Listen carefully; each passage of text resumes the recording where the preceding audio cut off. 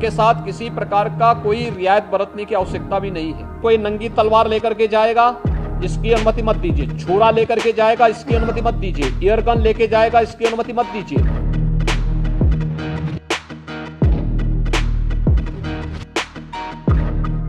बकरी ईद से एक दिन पहले योगी का बड़ा ऐलान। बकरी ईद पर बोले यूपी के मुख्यमंत्री योगी आदित्यनाथ। बकरी ईद के वक्त बर्दाश्त से बाहर है कौन सी चीजें? सावन और कावड़ यात्रा पर योगी के निर्देश। यूपी में ईद का जश्न और सावन का शुभारंभ। देखिए सिर्फ धर्म ज्ञान पर। जुलाई के दस्तक के साथ ही उत्सवों की बहार है, क्योंकि त्योहार मनाने का सिलसिला शुरू हो रहा है। बकरीद के बाद सावन की शुरुआत, जिसमें कावड़ यात्रा निकलेगी, नाग पंचमी और फिर रक्षाबंधन, और इसी बीच मुहर्रम का महीना भी शुरू होगा। और ऐसे में यूपी की शांति और सौहार्द को बनाए रखने के लिए यूपी के मुख्यमंत्री योगी आदित्यनाथ एक बार फिर एक्टिव हो चुके हैं। भगवाधारी से एनकाउंटर बाबा बने योगी किसी भी कीमत पर प्रदेश के माहौल को खराब होता नहीं देखना चाहते हैं, और जिसके चलते उनकी तरफ से सख्त निर्देश जारी किए गए हैं। अब न ही एयरगन चलाने की इजाजत मिलेगी, अब न ही तलवार और छुरा ले जाने की इजाजत मिलेगी, अब न ही प्रतिबंधित पशुओं को काटने की इजाजत मिलेगी, और अब न ही कुर्बानी से जुड़ी कोई तस्वीर या फिर वीडियो सोशल मीडिया पर डाली जाएगी। ऐसा कहना है यूपी के मुख्यमंत्री योगी आदित्यनाथ का। बकरीद, कावड़ यात्रा और कानून व्यवस्था को लेकर सीएम योगी ने क्या कुछ कहा, आप भी सुनिए। अगला लगभग 1.5 महीने का समय हमारे लिए बहुत महत्वपूर्ण होगा।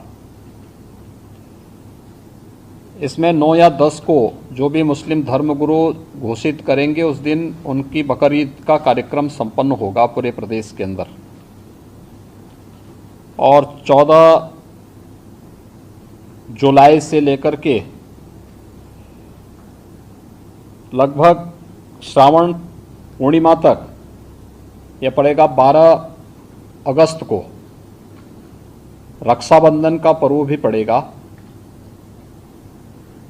प्रत्येक सोमवार के साथ साथ जिस दिन महाशिवरात्रि का आयोजन होगा, उस दिन सभी देवालयों में भी भीड़ भाड़ होगी।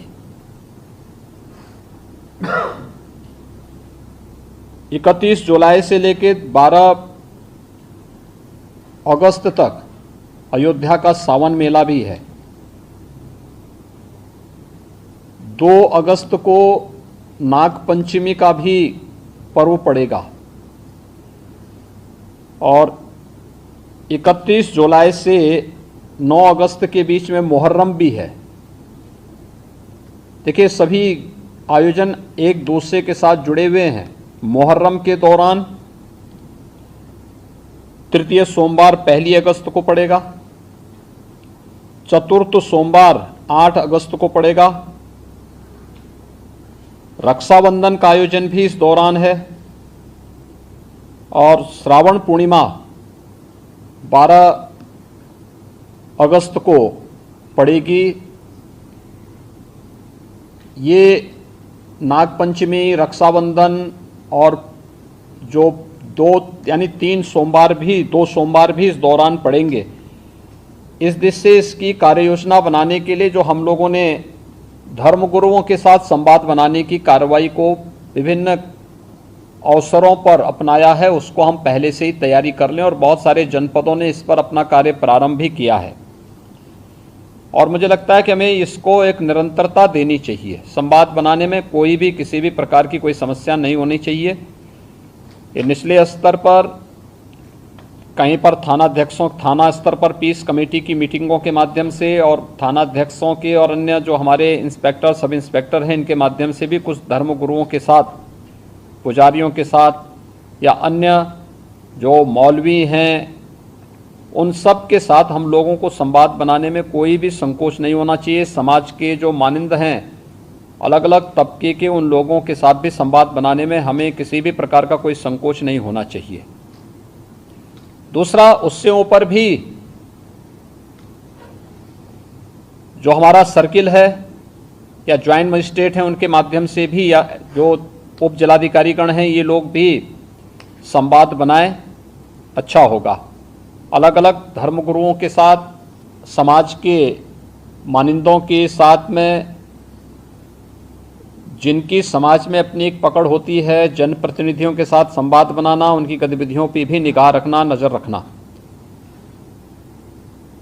ऐसे ही जो एडिशनल एसपी और एडीएम स्तर के अधिकारी हैं, वे लोग भी अपने इस कार्यक्रम को करें और जनपद स्तर पर जिलाधिकारी और पुलिस अधीक्षकों को भी संवाद के इस कार्यक्रम को आगे बढ़ाना होगा।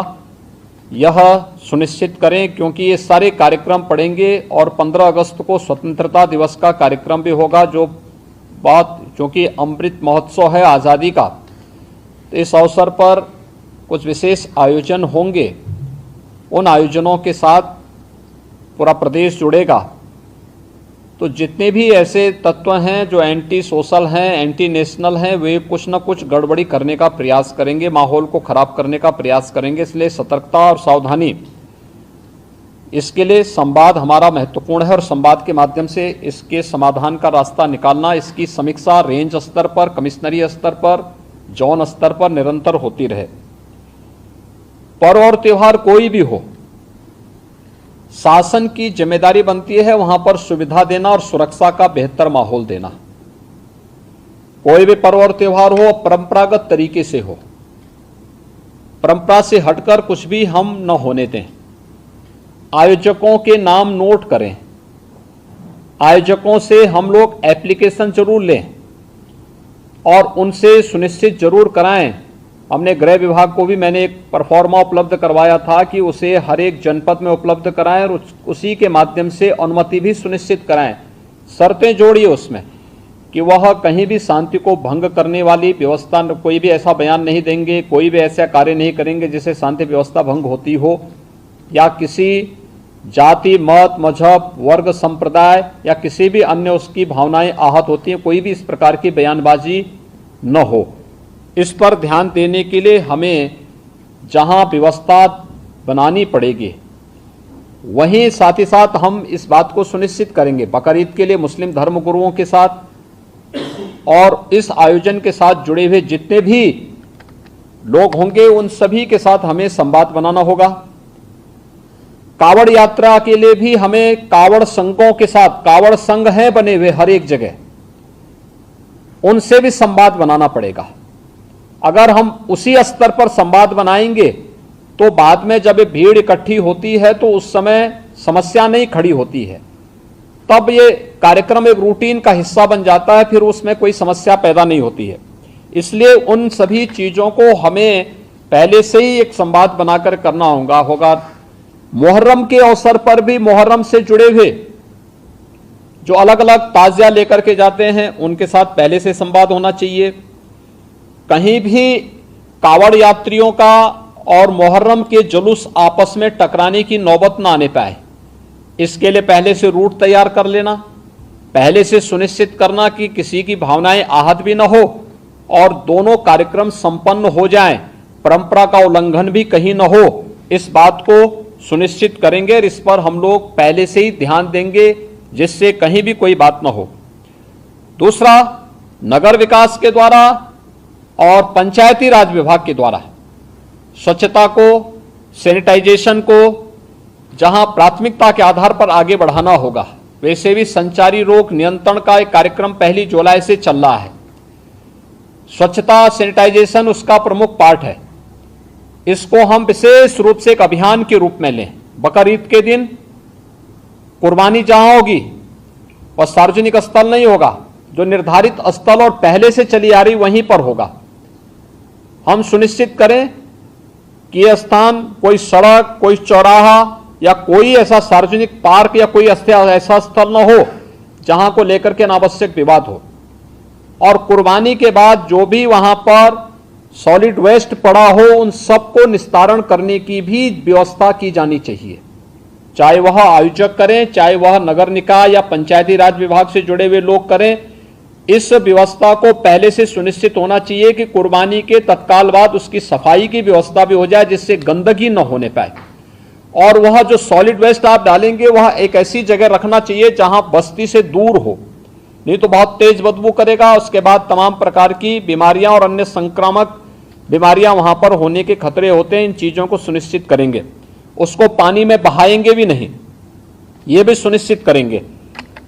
जल जमाव न हो कहीं भी नगरीय क्षेत्र में, चाहे वह बकरीद से जुड़े हुए आयोजन हो, कावड़ यात्रा से जुड़े हुए हो, नाग पंचमी के कार्यक्रम हो, या फिर श्रावण पूर्णिमा के या सावन जो मेला लगता है अयोध्या में, कहीं भी जल जमाव न हो, इस बात को भी हमें ध्यान में रखना होगा।